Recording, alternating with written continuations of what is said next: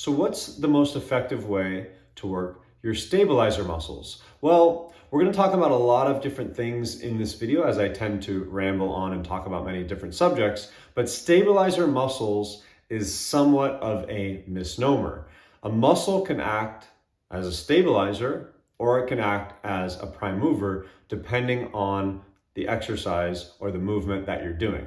So the idea that you have stabilizer muscles is not true. You have muscles and they can act as whether they're a mover or a stabilizer. Now, in certain movements, they're going to act like stabilizers, and those movements might be common. So this then gets into the functional training side of things. Well, you want to work your stabilizers in a way that your body uses them.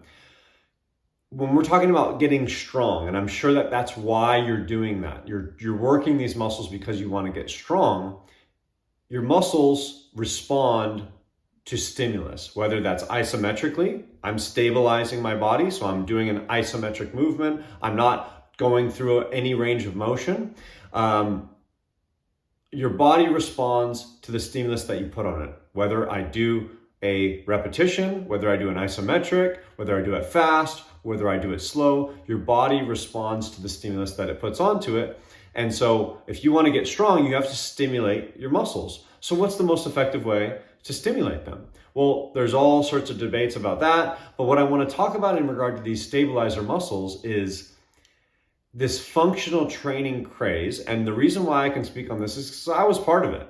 I was one of those people that thought that functional training was superior. And really, even functional training is a misnomer, because any training that gets you stronger is going to help you function better. So that's technically functional. One of the exercises that I'm going to use as an example is bicep curls, a standing bicep curl. No one in the functional training community is going to say that a barbell or a bicep curl standing is a functional exercise, but it is. Now, here's where we're going to get into the stabilizer thing. Barbell bicep curl. If you're doing a barbell bicep curl, you're working your biceps. You're technically, like I said, or you're not technically, in the trends of talking about these things, you're not doing a functional exercise. You're not working your stabilizers. But here we go. Yes, you are. You are working your stabilizers. If I'm standing and I have a barbell in my hand and I'm doing this, if I am not stabilizing through my butt and my lower back, if I didn't have those muscles, I'd fall over at the waist whenever I pick that weight up. So I am stabilizing. I have to stabilize with those muscles. But you would never say, I'm going to do a barbell bicep curl to work the stabilizer, lower back, and glute muscles. You would never say that. But that is the exact same thing that people are telling you to do when they tell you to do something like an overhead high knee march. Well, I'm working my stabilizer because my abs have to work. Now, maybe they're working a little bit harder than your back and your butt do when you are doing a bicep curl. And that's probably the argument that I'm going to get from people is, hey, my abs are working really, really hard when I'm doing that. Well, here's the thing. There's a difference between, like I said, doing something that's minimally stimulating, something that's medium stimulating, and something that's maximally stimulating. What I want to find are the exercises that maximally stimulate those muscles so that I can get the maximum response. Maximum stimulation, maximum response. And if I am doing something like functional training does, where it doesn't maximally stimulate anything, it's stimulating a lot of different things at the same time, but you're never really getting to that maximal stimulation. You're leaving gains on the table in regard to strength. Now you might be saying, I'm not a bodybuilder, JD. I don't want to just build muscle. I want to build functionality. Well, functionality comes from the skills that you practice. Unless if your job entails that you have to hold something over your head and do a march, it is not going to be functional to do an exercise like that. The only functionality that you get is by building strength. So if there's a more effective way of building strength, like I said, stimulating the muscle, why wouldn't we do that? So I'm going to give you another example. an exercise that I just got turned on to because I've been working on the glute medius muscle. I've been trying to find more effective ways of training them. And I look for different exercises because the exercises that I was doing just weren't really cutting the mustard in my estimation, all right? So I thought to myself, I'm looking at these other exercises and a lot of them are kind of like balance related, okay? They're movement, all right, by raising the opposite leg, but your glute med works really hard when you're on one leg doing things. It doesn't work maximally. Like I was saying, I want to find the maximum. So I'm like, doing a one leg balance thing isn't doing it. Doing a reverse lunge isn't doing it, right? Those are all working it, but it's secondary. It's not primary. I want to get, if you want to maximally stimulate something, you want to make it the primary focus, prime mover, or even stimulating it isometrically, but it has to be the prime suspect in the exercise. Went along to the glute guy, Brett Contreras, and he's got one of these exercises that he calls the hip thrust for the glute medius, all right? And it's a movement exercise. Now, it's a somewhat technical exercise. It's hard for a lot of people to do, and that's why I don't really do it with a bunch of my clients because the coordination side of things is challenging. But it's a very effective tool, and the exercises is like where you're holding on to something and you do, I don't know if you can see me in the video, but you kind of dip to the side, get a stretch for that, and then you come up, and he's got people holding on to weights, and you might see girls doing this in the gym, but this extension and this push through, you get the stretch and you get the squeeze for that glute med. I've found it to be very, very helpful. It is maximally stimulating from the exercises that I have comparison to. Maybe I'll run into another exercise that stimulates it more, but as of right now, that's the exercise I'm doing for it. And it's a moving exercise, okay?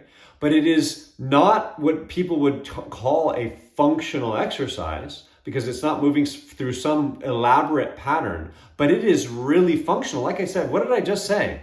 That glute medius works for single leg balance. So if you want to improve your balance and you're not really hitting the glute med in a great way, it's a great tool to use. Balance, we talked about before, is going to come through a majority of different, or a plethora of different muscles coming all the way from your foot up your leg. But if your program's missing out on your glute medius because you're not really working it, or, right, it's a weakness of yours, and because you're doing other exercises, you're not maximally stimulating, that's my case. It was a weakness of mine that I wasn't addressing. I was doing a bunch of other things and I was still working my legs really hard. I was working my glutes really hard, but I wasn't focusing on this one thing. And I just noticed, maybe this is something that I want to add in on my filler day to get a little bit more stimulus of it. And I've been doing it. And you know what? I feel stronger. I feel better when I'm doing any activity. And it's not a functional exercise. So again, when you stabilize or when you work, stabilize your muscles, it doesn't matter how you work them. It's about working in a way that's going to maximally stimulate them. And stabilizer or not, like I said, the glute medius is a stabilizer when I'm doing a reverse lunge. I'm stabilizing myself through that hip, okay? My back, all right, and my obliques are stabilizing me from moving around as I do that exercise. But I'm not maximally stimulating those when I do that. If I really want to build strength in my whole body, I've got to work the whole body. If you have a weakness in an area, you want to address that area by finding ways to maximally stimulate those muscles. There's many different ways that you can do that, but we find that finding the path of the muscles, movement usually takes you through some form of moving. So doing like an isometric or doing some sort of like stabilization thing where, like I said, the ridiculous exercise would be, overhead, march and things like that to work your abs. Is that the most effective tool or the most effective exercise to be able to get into these muscles? Probably not, because there are so many other limiting factors that go into it. You're working so many other things at the same time. Now you're saying, JD, well, when we're out there and we're functioning in everyday life, we move and we use our whole body. Exactly. So you want to train your whole body, but you want to practice those same skills. If I work a functional exercise, let's just say, like I said, any exercise functional, a barbell bicep curl is functional. If we're going to go off of terms that include, right, it depends on how you define it, but really, all right, anything that's going to make me stronger is going to be functional as long as I practice my skill. whether that's running, whether that's walking, whether that's moving in some weird pattern. Anything I do in the gym, unless if it replicates it exactly, it is not going to transfer. So again, skill transfer, I've talked about this before, it needs to be exact for it to help.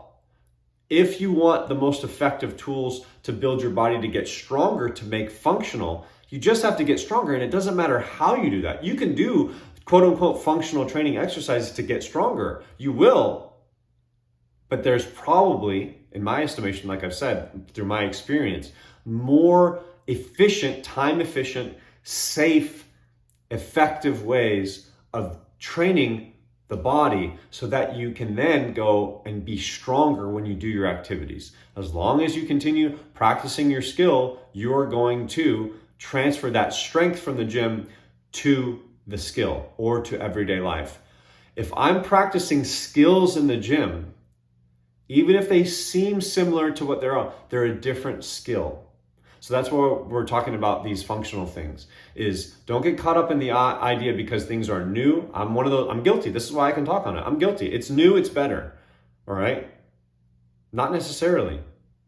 How does it align to motor learning? Okay? How does it align with how you move your body? Those things, all right, are not always connected. It's not always you're doing something in the gym that helps you outside because of that. Sometimes what you're doing might be hurting you because you're learning a separate skill that's taking time away from you learning your actual skill that you need to be performing. The exact form of it is the only way that you're really going to express that skill. Whereas the weight room should be focused, in my opinion, again, this is my opinion, should be focused on building strength. And if I can find a more effective way, like I just did with that side hip hike for the glute med, if I can find a more effective way of targeting those muscles, that's how I'm going to be able to be stronger. And that's how I'm going to be able to transfer into any activity that I choose to do with a stronger body. So, functional exercises, stabilizer muscles. It depends who you're talking to and how that, but remember, stabilizer muscles are not just a thing. You have muscles. They can act as stabilizers. They can act as prime movers. Maybe doing a stabilization exercise is the most effective way of training those muscles. Like I said, that might be true. You maybe doing an isometric exercise, is the most effective way, and it's just you're stable.